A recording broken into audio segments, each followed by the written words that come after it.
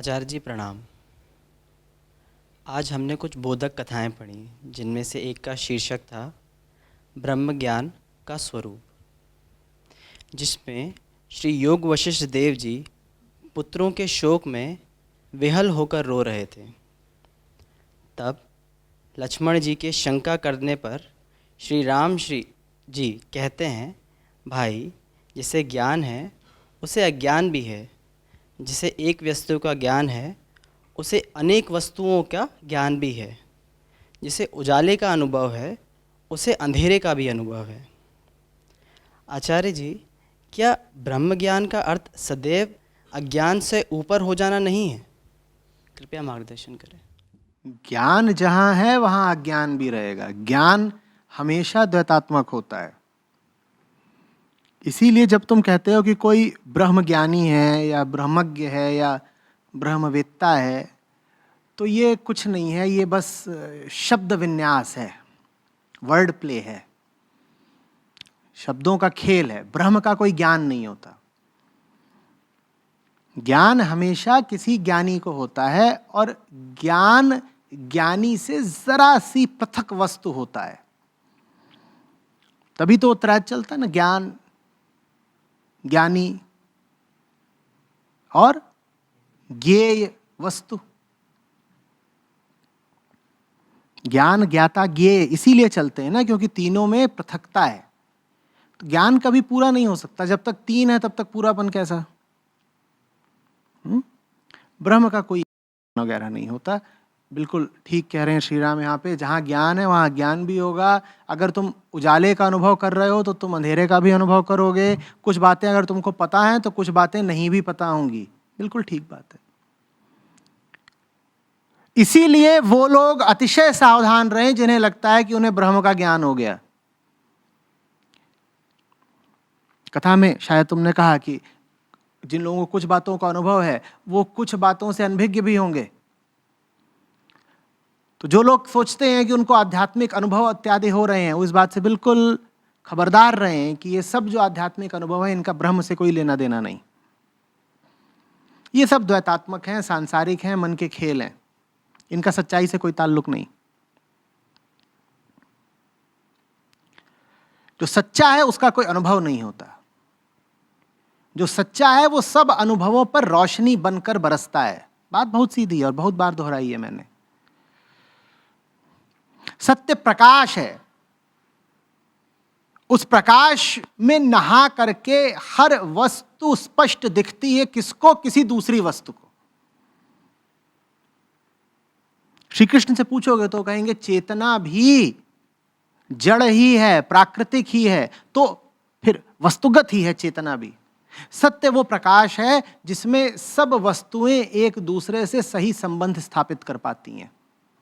सत्य कोई वस्तु नहीं है, अनुभव बस वस्तुओं का होता है। प्रकाश का क्या अनुभव होगा तुमको? प्रकाश का अगर तुम कह रहे हो तुम्हें अनुभव हो रहा है, तो वो अनुभव भी तुम्हें प्रकाश के स्रोत का हो रहा है, प्रकाश का नहीं।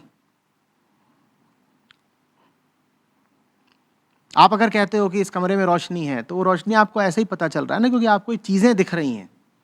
तो आपको अनुभव प्रकाश का हो रहा है या इन चीजों का हो रहा है? किसी ने भी आज तक प्रकाश नहीं देखा। हमने प्रकाश में चीजें देखी हैं। प्रकाश नहीं दिखाई देगा कभी आपको। और अगर दिखाई देने के लिए कोई चीज ना हो तो जगह अतिशय प्रकाशित होते हुए भी अंधेरी दिखेगी। सूरज की रोशनी पृथ्वी तक पहुंचती है, बीच में कोई गैस इत्यादि नहीं है, बीच में कोई वायुमंडल नहीं है। रोशनी सूरज से आ रही है, उसको पृथ्वी तक आने में 8-9 मिनट लग जाते हैं। आपको क्या लगता है कि ये जो बीच का खाली आकाश है, अंतरिक्ष है, इसका क्या रंग होता है? क्या रंग होता है? काला, क्योंकि वहां कुछ है ही नहीं जिसे देखा जा सके। दिखाई कभी प्रकाश नहीं देता, दिखाई हमेशा वस्तु देती है। सत्य का इसीलिए कोई अनुभव नहीं हो सकता, क्योंकि अनुभव बस वस्तुओं का हो सकता है। फिर सत्य का फायदा क्या अगर उसका अनुभव नहीं हो सकता? सत्य का फायदा यह है कि भाई जब रोशनी रहती है तो चीजें साफ साफ दिखती हैं। जब रोशनी रहती है तो चीजें साफ साफ दिखती हैं, रोशनी नहीं साफ साफ दिखती। तो आध्यात्मिक अनुभवों की तलाश में मत रहना कि कोई कहे कि मुझे मृत्यु का 2 मिनट का अनुभव हो चुका है, मैं 2 मिनट के लिए मर गया था और मेरी आत्मा इधर उधर घूम रही थी, फिर 2-4 लोगों ने हड़काया तो वापस घुस गई।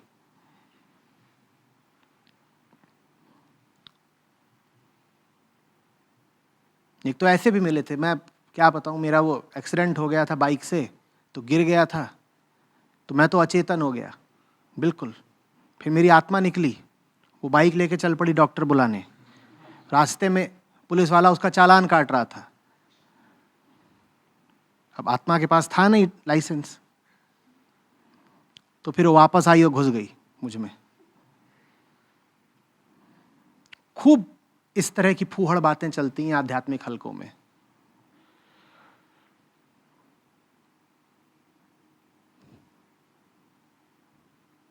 ऊपर से घूम के पेड़ से मैंने नीचे देखा, मेरा शरीर पड़ा हुआ था। कानों में घंटियां बजी किसी के, किसी को सपने में श्री हरि के दर्शन हो गए।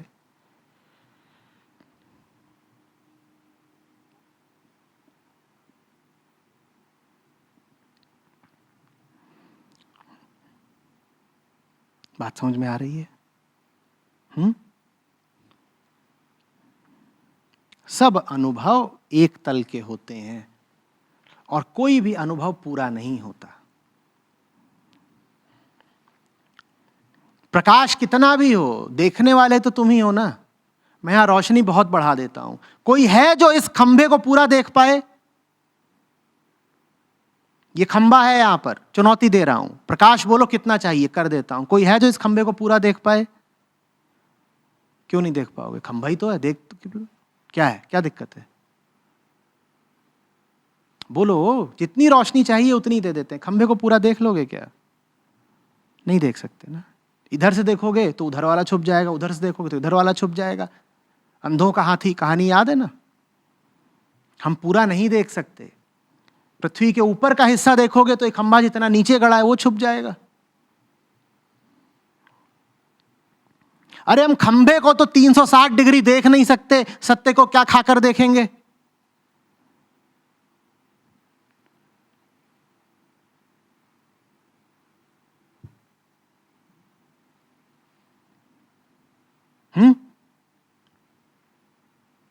पर लोगों को दिख जाता है, मुझे दिखा, मुझे दर्शन हुए। अहंकार को बड़े मजे आते हैं ऐसे दावे करने में। दर्शन किसको हुए? भाई को।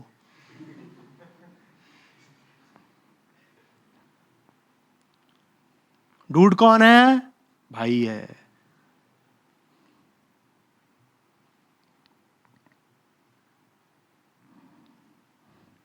पहले गांव गंवई में खूब होता था, माता उतरती थी।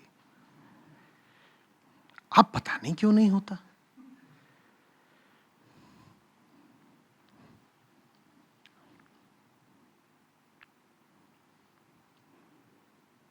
बड़ा आनंद आता है कि वैसे तो 2 टके की हमारी हस्ती, कोई हमको पूछता नहीं, पर जब हम पे माता उतरती है तो सब आके हमारे पांव छूते हैं।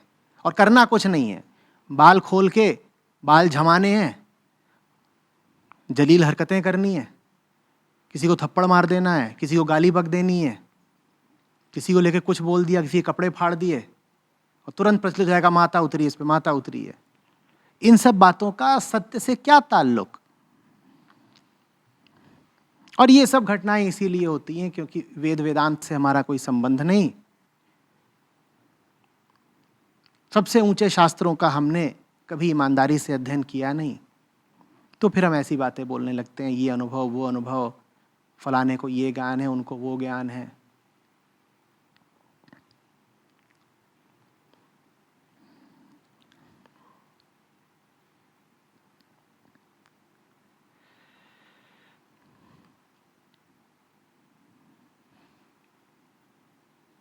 एक शास्त्री जी थे, बड़े नामवर। वो मुर्गा चबाएं तो पूछा गया क्या कर रहे हो ये? बोले ब्रह्मज्ञानी को पाप नहीं लगता।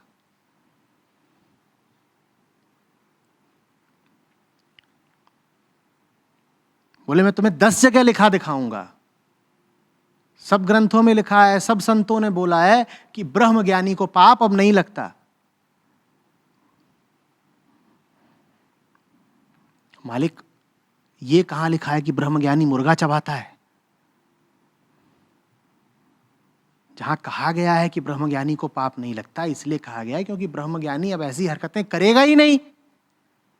तो पाप की क्या बात, ना उसे पाप लगेगा ना पुण्य लगेगा, वो पाप पुण्य से आगे निकल गया, इसलिए उसे पाप नहीं लगता। ये थोड़ी कहा गया है कि वो कोई भी जलील हरकत करता रहेगा तो भी पाप नहीं लगेगा। वैसे ही हम, कोई कहेगा मैंने सत्य पे प्रयोग किए, कोई कहेगा मेरे सत्य से साक्षात्कार। वे सत्य है कि बगल के लल्लन चाचा है, जब देखो तब साक्षात्कार कर आते हो। कुंडा खटखटाया और कहा साक्षात्कार करना है सत्य से।